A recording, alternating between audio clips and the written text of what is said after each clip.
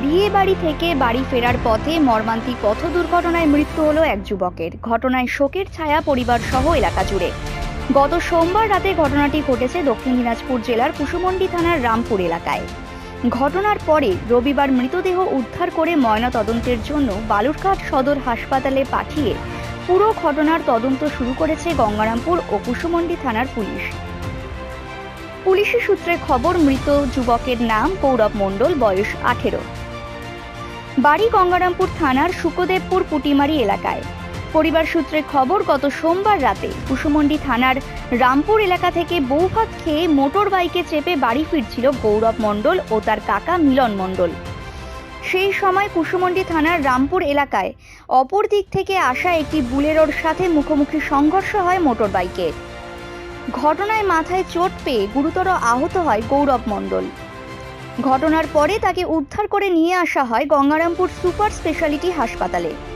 সেখানে তার অবস্থা আশঙ্কাজনক হলে প্রথমে তাকে মালদা মেডিকেল কলেজ হাসপাতাল ও পরে শিলিগুড়ি মেডিকেল কলেজে নিয়ে গেলে চিকিৎসকেরা মৃত বলে ঘোষণা করেন গৌরবকে। ঘটনার পর যুবকের মৃতদেহ নিয়ে আসা হয় গঙ্গারামপুরে।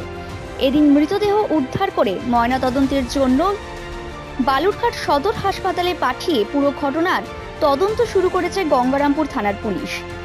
এদিকে এমন ঘটনায় শোকের ছায়া নেমে আসে পরিবার সহ এলাকা জুড়ে।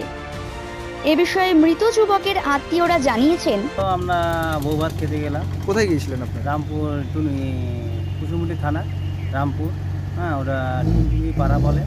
ওখান থেকে আসার পথে খাওয়া দাওয়ার পরে রাত্রির 12টার থেকে, অনুমানিক 12টা সাড়ে 12টার দিকে আমরা রামপুর পার হয়ে একটা কালভার্ট আছে, কালভার্টটা পার হয়ে এই অপর দিক থেকে চৌরঙ্গি থেকে একটা বুলুরু আসতেছিল।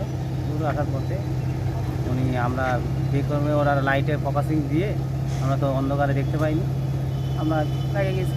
লাগে যায় আমি চালাচ্ছিলাম, ভাসটা চালাচ্ছিল না, আমারই ভাসছিল। তারপরে ভাসটা ঢুকে গেছে বুলুর গাড়ির নিচে, আর আমার যে মোটর সাইকেলটা ছিল ওটাও বুলুরের নিচে। ওই জন্যে গাড়িটা ধরতে পারছি। আর আমি তো জ্ঞান ছিল না, পাশে আমার ভাই ছিল, ওরাও দুটো গাড়ি নিয়ে আসতেছিল। আমার ভাই আমাকে ধরে কাঁদতেছিল, ভাই জানে না বুলুর গাড়ির নিচে ছিল।